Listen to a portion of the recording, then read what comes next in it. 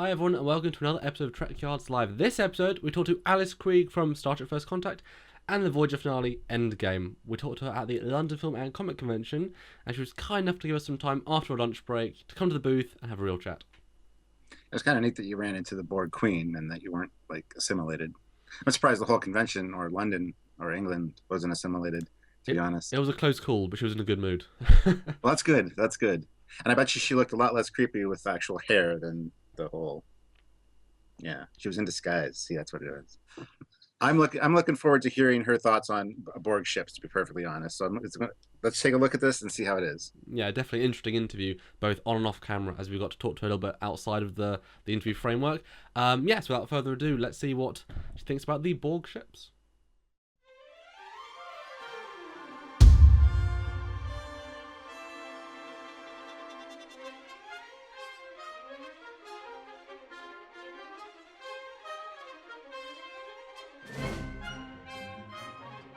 We're at LFCC again with Alice Krige, the Borg Queen. Hello.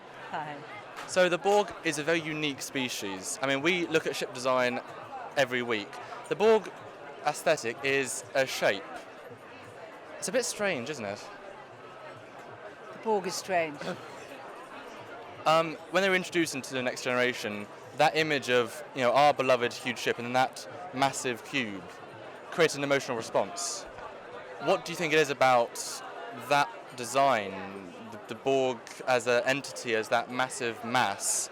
What do you think about that style really affects people and gives them that reaction? Well, it was very difficult to read, wasn't it? You didn't know what exactly was happening inside it. It was so unlike anything we've seen before. And the surface of it is, you just don't know what's happening in there. And I think that the colour of it it's pretty ominous, the whole thing. It's unreadable. It doesn't look like any human design. It's just flat out frightening. Whether it's a cube or a square or a sphere, it's threatening because it's a bit like the Borg Queen. You can't quite see inside it or figure out what it's about. And I think that's the uncertainty of it and the unreadability of it is what's alarming. It's like, we have cosplayers here at the events. Whenever you put black contact lenses, you take out the pupils. It's just, we have no idea. Yeah, you can't. I mean, one actually gets an enormous amount of information out of the eyes and the face. Yeah. And if you mask that, you enter the unknown. And I think that's what's alarming. As a character who's going to be coming in as the head, I suppose, of an entire alien race, did you go back and watch Best of Both Worlds?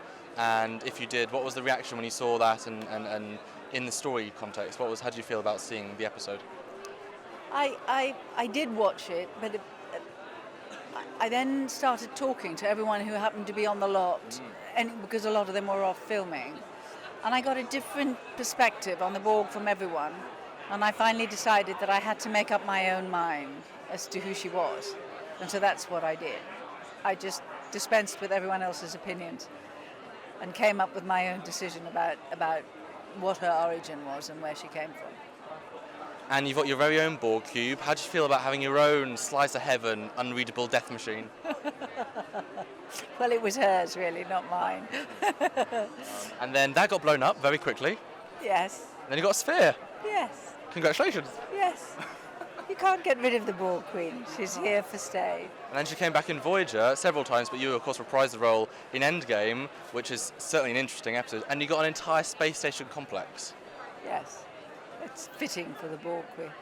When was the first time you saw your own work in terms of... Was it the premiere night when you got to see the Borg Queen and the Borg Sphere and all this art stuff? No, I actually had to virtually revoice the entire role. It was full ADR? What? It was pretty much full ADR. Wow. Because there was, usually when I was on the set, there was so much ambient noise because they were like the crane, on the day of the crane. There was all of that.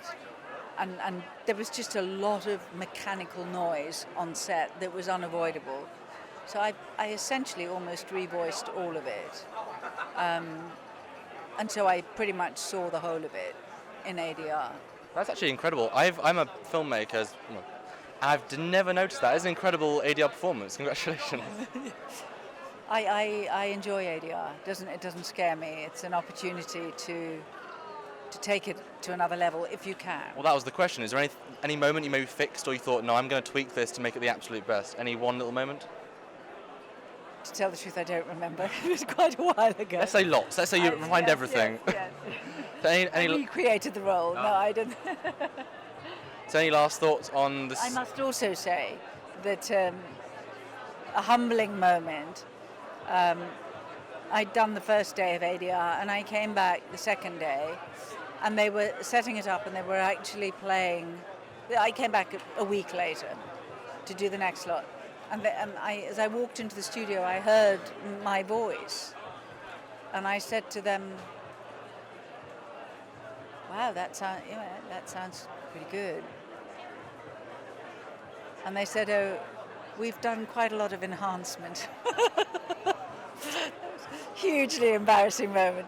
Well, thank you very much for all the enhancement you've done because it's really good. Yeah.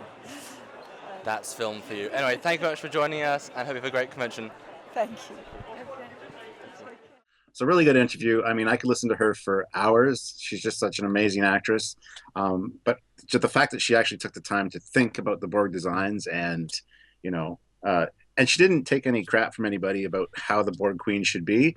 She's the Borg Queen. She's going to decide herself what she's going to be like, which is awesome. So yeah, it was great to hear that she did watch Best of Both Worlds and really got that backstory, and that she did actually, with the ship, she understood where a lot of fans, their perspective is. So she gets the Borg, and yet still has that very unique perspective. So really interesting, and just a very interesting lady. I mean, like I said in the intro, we got to talk to her outside of it, and just a fun interview. And there is more to come with her. So until then, see you next time.